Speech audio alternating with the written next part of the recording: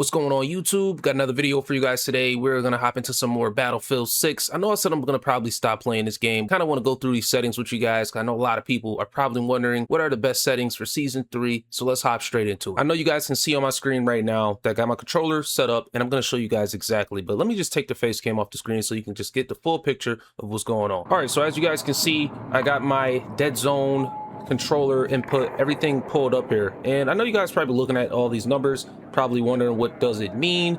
I'm just gonna go through this really quick. So you got your max input threshold for my left stick and my right stick. You want to keep your left stick around 80, and I'm gonna tell you exactly why. It's like the sweet spot. I feel like when it's anything above 80, movement feels a little bit stiff. Things start to tend to feel a little bit floaty. So I'm just gonna tell you right now, if you're on controller, make sure you put that max input threshold to 80 for your left stick, and then we're gonna get into the center dead zone and an exile dead zone. So you guys can see with my right stick, it's a little bit of drift. It's not completely flush like how my left stick is, as you can see up there. I move this, move around.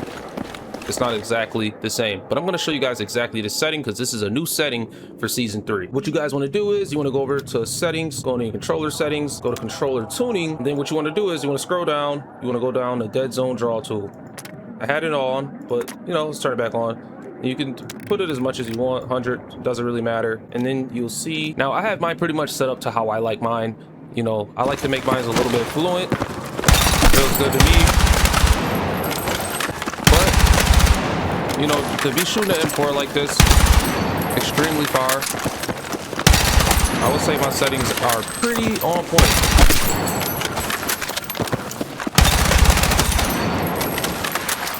But you guys get the point here. So you guys want to make sure you have this on. Go to the firing range, test this out, because I'm telling you, this is going to help your aim tremendously. You guys can go through and tweak everything like how you want it. Now, I know you guys probably looking at your center dead zone, at least on my screen. I got my center dead zone set to 10. Now, what I've noticed for me anyway, the controller that I'm on the SCUF Envision Pro, and I don't know. I've been playing on this controller for, I'll probably say about 3 or 4 months since I had this controller, and I noticed some type of stick drift. I hate having to buy new controllers every other month.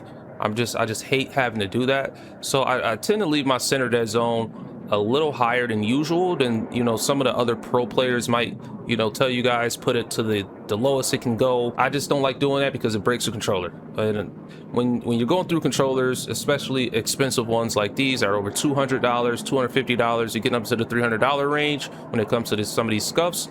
I like to tend to hold on to mine a little bit longer, maybe an extra month or two before I have to go out and buy a new one. Now, with that being said, if your pockets are really deep, I got some deep pockets, but I got deep pockets for other things in life, not just controllers. So I tend to buy other things and not just a bunch of controllers. Now, there's one thing I really do want to go through here and with the settings and whatnot. And I want to show you guys my settings. I know a lot of people are going to probably ask in the comments, what are your settings? What are you using? So I'm just going to go through it really quick so you guys can get a pretty much a good, clear tell of what I got going on. So you guys can probably maybe copy some settings if you want to. Like I said, a lot of these settings are going to be personal to you, but like I said, some people are going to definitely ask and wonder what I'm using as well too. So let's go through it and see if you guys want to copy any of it down. All right, so we're going to start in the controller settings first. We're going to go through this really quick. So I want you guys to just go ahead and copy this down. I don't have any controller vibration on, as you guys can see. I don't never run any of that controller vibration. I don't know what's at 100, but I don't run any controller vibration. I don't care for it.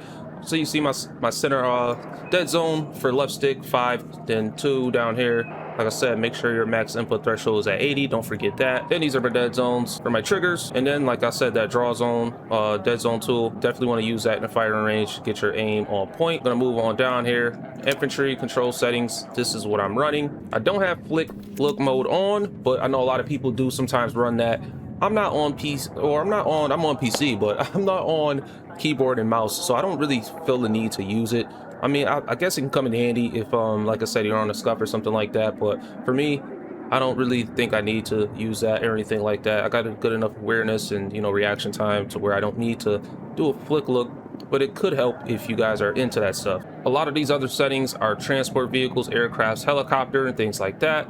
I'm not going to get into that too much, because I know a lot of people have their own specific settings, at least for, you know, those type of vehicles and things like that. And a lot of times I don't really use a lot of the vehicles, but the tanks and sometimes the helicopters, I don't really use jets like that. I'm not going to get into that too much. And I kind of do want to go back to this as well too. I know a lot of people probably will be wondering, you know, what should the field of view be? To be perfectly honest, I do like 120, but I feel like 115, 110, I'll probably say 110 to 115 is like the sweet spot for Battlefield, because once you get up to like over 115, things start to look a little bit like they're too far away. And being that these are bigger maps, this isn't like Call of Duty or anything like that, you start to like kind of glance in. I don't know, maybe I'm just unking, I'm old now and I can't see, maybe I need some glasses, I don't know, gamer advantage, hit me up. But I don't know, man, I think that 115 to 110 is like the sweet spot. So you guys test that out on your own. Just depends on your monitor as well too. Not all about eyesight, but your monitor as well too. Got my aim sensitivity at 75 because I feel like that's fast enough. It's not too fast, it's not too much, you know, going on. And the main thing, I've said this in a bunch of other videos too, talking about settings. Your uniform infantry aiming, you definitely want to turn that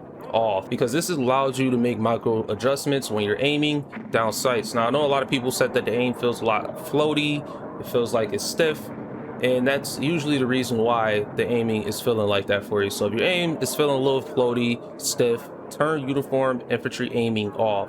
Like, make sure you turn that off. I got infantry aim assist set at 100. I mean, why not get all the aim assist that you can? Infantry aim assist slowdown, you can kind of mess with this if you want to. Like I said, I have it at 75. I have been trying out at 50. I don't want it to be too strong because I sometimes tend to have it lock on to other enemies that I'm not trying to kill or shoot at the time, and it kind of throws you off. So I've been kind of playing with it. I would say anything around like 50 would be good. Try it at 50 and then go from there, either up or down, but I wouldn't go anywhere below 30. Moving on down, infantry aim input curves. Now like I said, I have a SCUF Envision Pro, and what this SCUF is, you have a software called ICU, and I kind of try to match the profile to the game.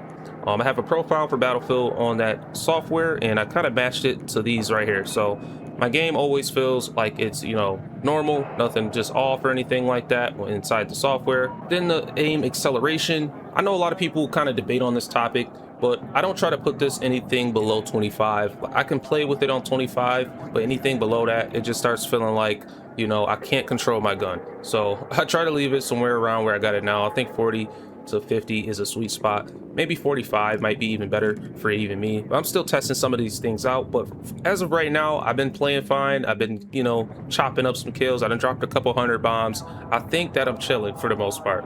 And then for the movement, these are just, you know, things how I have. This is how I play. I kind of want to be able to move, slice and dice here and there. And then moving on down to zoom, this is how I have it set up. For the 6x zoom, because I do use that scope with the sniper a lot, I got it set to 95, so it's not too fast. But I do want to leave you guys here with this. One thing I was always talking about with this game in general is how the game just felt so floaty, and there's so many settings that you need to change in order to get this game to feel good. And that's just one of the things I feel like a lot of people have been, you know, having issues with. And this tool right here just helps a lot, man. It's a lot of the things are just like little minuscule things, like, you know, center dead zone and things like that. But I don't even think they're minuscule in this game. Like in any other game, it would be a big problem if, you know, it was feeling like how this game was feeling. But now that we have this tool, you can go in, test your shots, make sure everything is, you know, pretty much good. Like I'm not even really trying for real, and I'm just like kind of flowing and just hitting all my targets for the most part. So yo, hopefully you guys enjoyed this video. You know, hopefully it gave you some type of help. I was going to make a full settings video, but I don't want to just do the full settings video all the time. I feel like most people have certain things kind of already on lock, but I could show you guys some of the graphic settings if you guys want to see that and stick around for that. But man, I'm telling you, go try this tool out, man, because it is so helpful, man. Like I got back on season 3 and I was like, yo, my shot feels horrible. And I was going through the settings and I found this setting. I didn't even know they added it. And I'm telling you, now I feel like I'm back in the game. I feel like I can compete, and it's probably time to get into some ranked. We'll see. And I guess I'll just go through and show you guys some of the graphic settings really quick. I'm not going to go too like slow with this because I kind of want to get through this with the graphic settings, but you guys already know the spill, man. Turn all this crap off. You don't want to have any of that on, man. None of it on. I'm playing in 1440, basically 2K in a sense, and I'm running a 4080 Super in this PC. So yeah, if you got like a 4080 Super, I guess you can copy some of these down, but this is where I have my settings set to. So you guys can just go ahead and copy that down. Got my world brightness set to 50, UI brightness 50, sharpness, turn that all the way down. I don't really care about the game being too sharp. I feel like with this game, and when it's too sharp, it just starts looking pixelated, like the trees, like, and everything, and just starts looking like digital. I don't like that look. That's just me, but personal preference. You guys can go ahead and, you know, turn it all the way up if you want to. For the advanced settings, this is where I got mine fixed at. You know, frame rate limiter inside the menu. I don't need to be using any extra power when I'm just sitting in the menu. Maybe I might walk away to go make a taco, go get some freaking dino nuggets. I don't know. I'm not using extra power for no reason. So I turn that on. And then moving on down, DLSS, this is a very controversial topic. A lot of people don't turn this on. I kind of mess with this back and forth, you know, turning it on and off. I do see that I get higher numbers when I turn it off.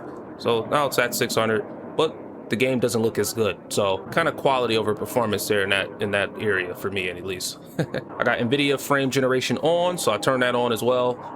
I like having it on, get some extra frames here and there, see things a lot faster than maybe some other people out there if they're on a PlayStation 5. Never turn on future frame rendering. If you turn that on, you're just gonna ask for, like, you know, poor performance. Let's just say that. You're just asking for your system to run like crap when you're playing this game. And this is a very CPU intensive game as well too. So if your CPU isn't really all that great, I'm just not gonna lie to you, I would leave most of this off because it's not gonna help in your favor. Or should I say favor? Or is that the right word?